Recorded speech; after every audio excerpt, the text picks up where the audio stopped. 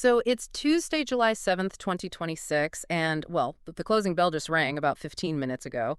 And if you looked at the stock market scoreboard today, I mean, it straight up lied to you. Yeah, completely masked what was actually happening underneath. Right, because you see the major indexes flashing red, the headlines are screaming about a massive tech meltdown, and, on the surface, it looks like a standard, really ugly day for equities. The S&P 500 dropped 0.45% to close at 7,503.85.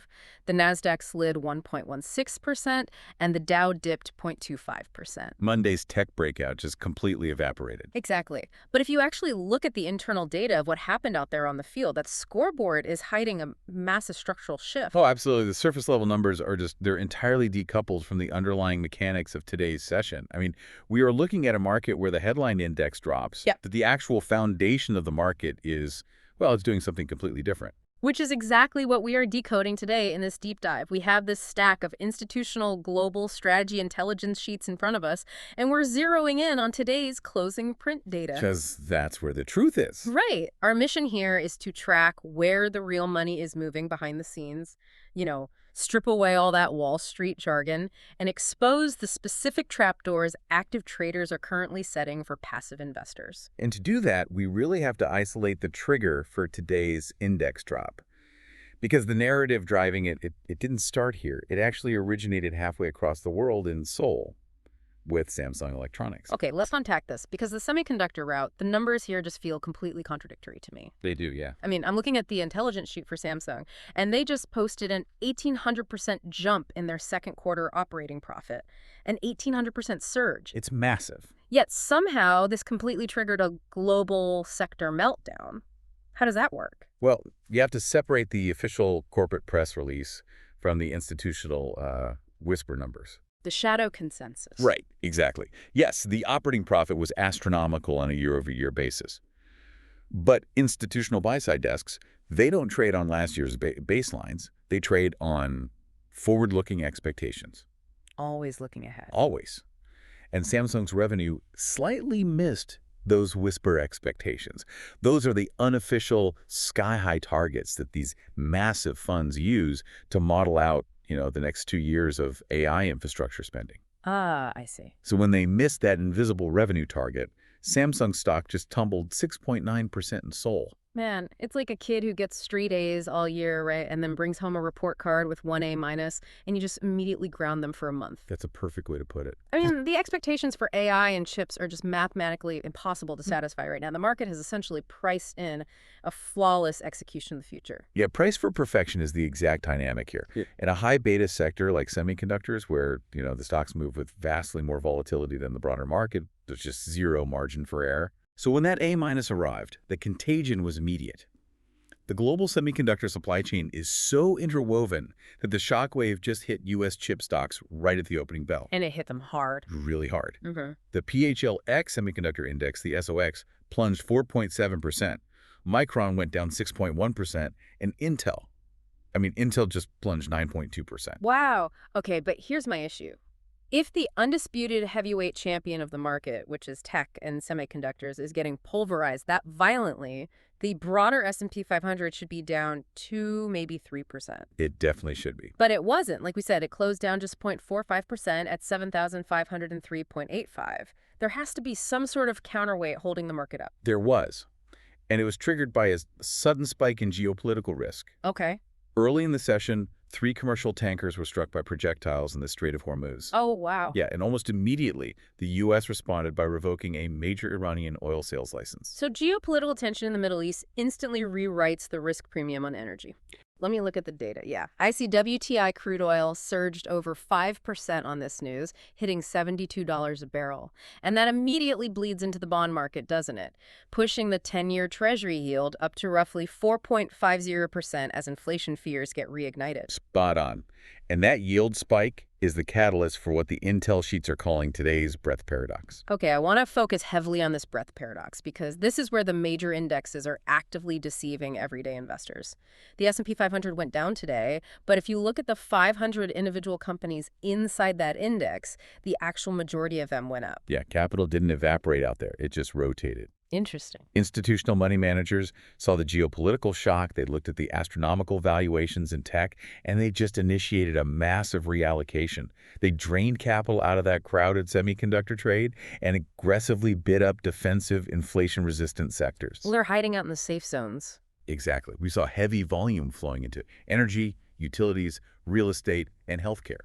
In fact, the healthcare sector ETF, the XLV, it actually rallied 1.23% in the middle of a supposed tech meltdown.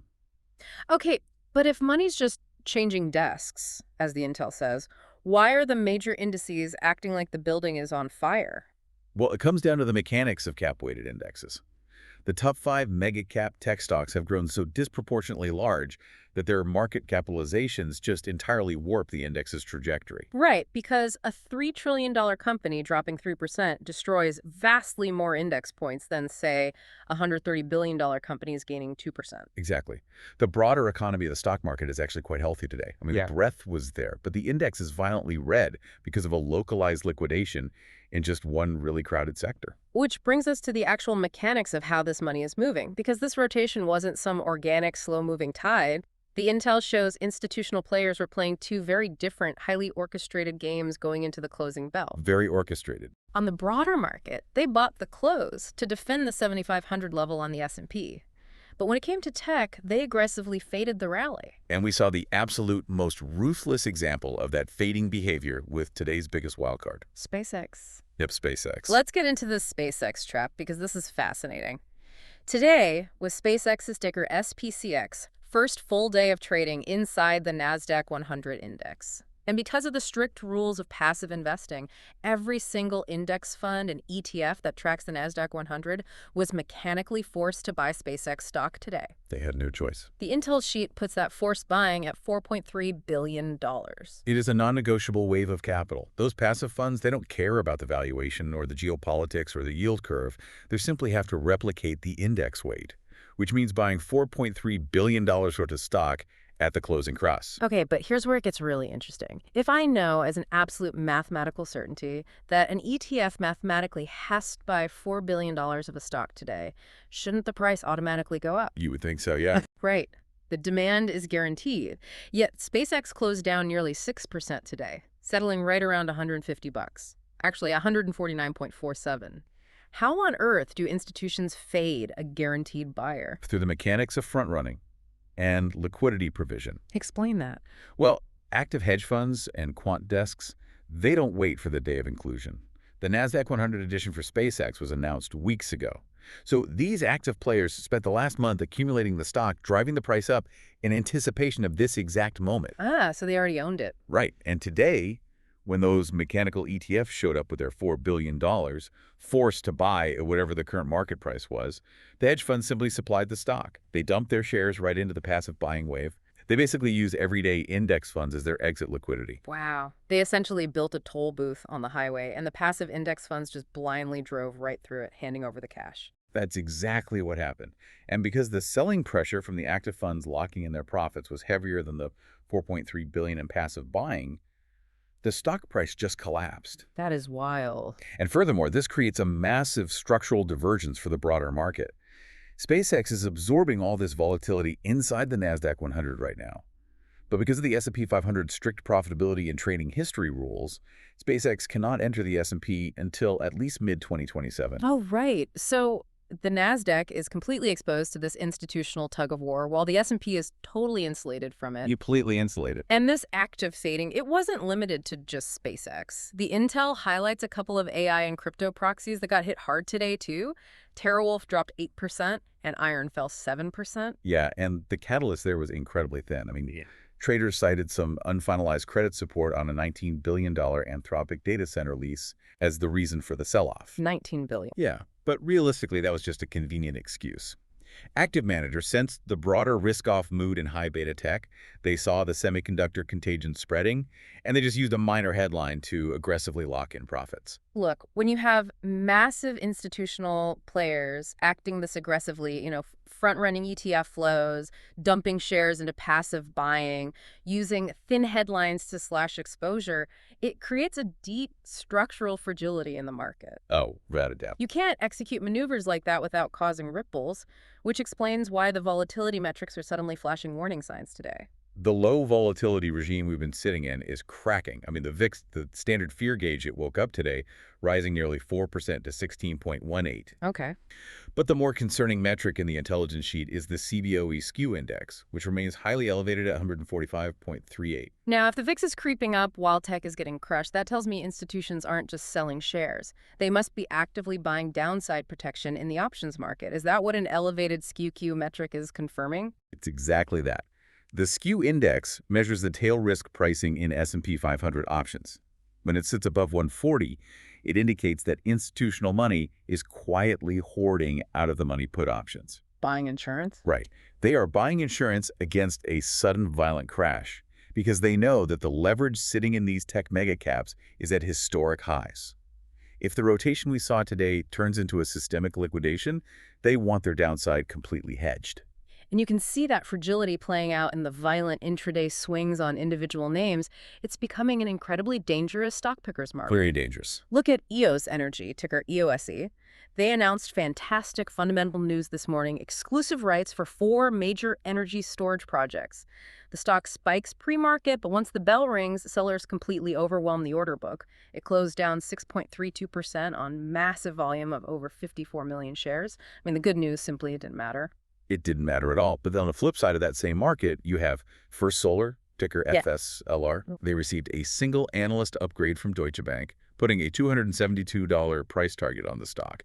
And despite the entire semiconductor and tech complex melting down around them, First Solar just shrugged off the macro pressure. It saw a bullish reversal and close up 3.36%. It just shows the correlation between stocks is breaking down. But for the broader market, everything hinges on what the Intel calls the gamma wall.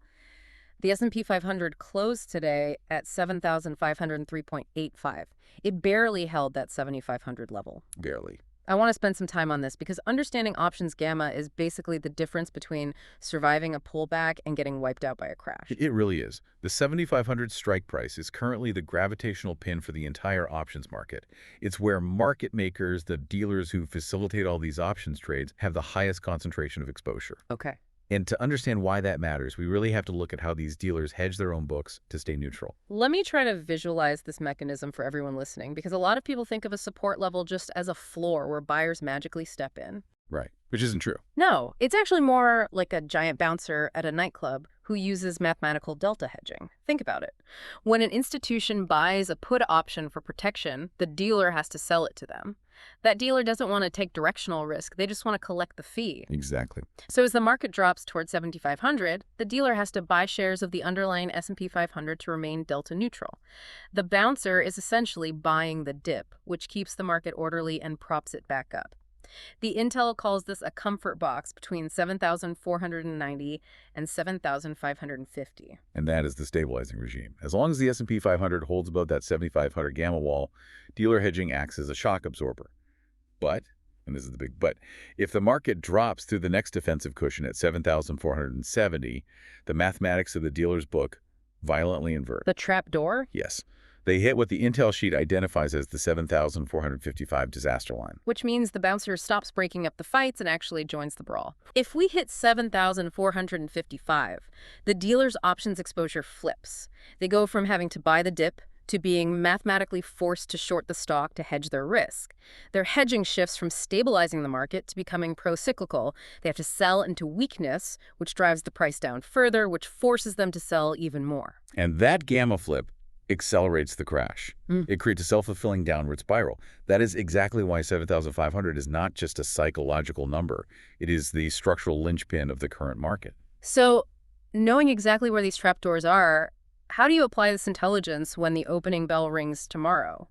The Intel sheet outlines a specific day 2 playbook for navigating this volatility. Well, the immediate macro overhang for tomorrow is the release of the Federal Reserve FOMC meeting minutes. Ah, yes. We just saw crude oil spike today, bringing energy-driven inflation right back to the forefront. If those said minutes show any hesitation about cutting interest rates, combined with today's inflationary geopolitical shock, it could easily trigger that gamma flip we just discussed. That's the macro risk.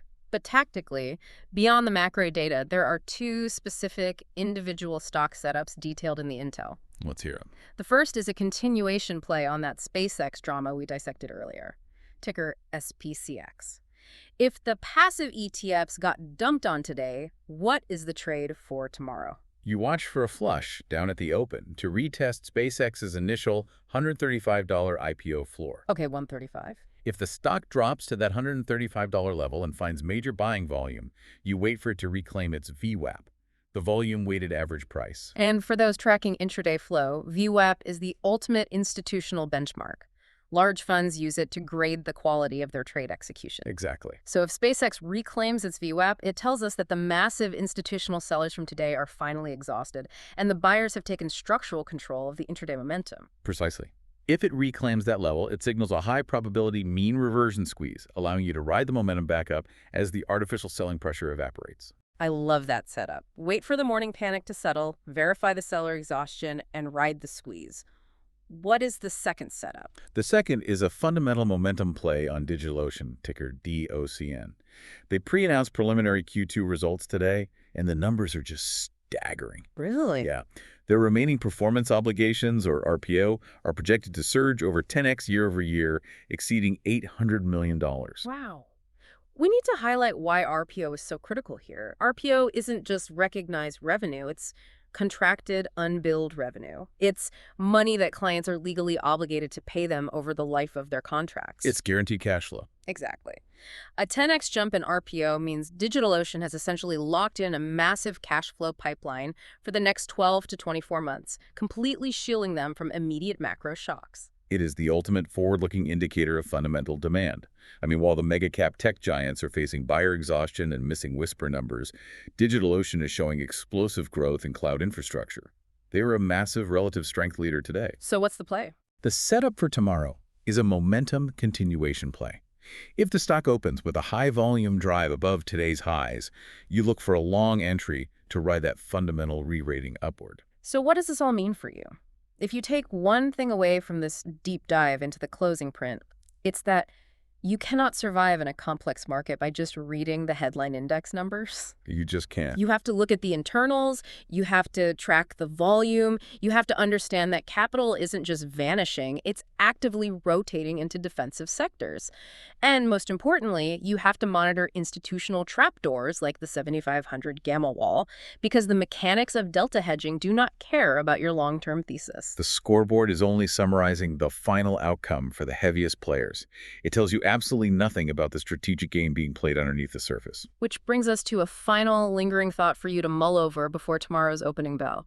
We just watched, in real time, active hedge funds weaponize index inclusion rules. We did. They used mechanical passive ETF flows as a guaranteed dumping ground to offload billions of dollars in SpaceX stock. In a financial ecosystem where everyday investors are relentlessly told to just buy the index and forget it, we have to ask a terrifying question. Is the entire era of passive investing slowly morphing into a structural trap?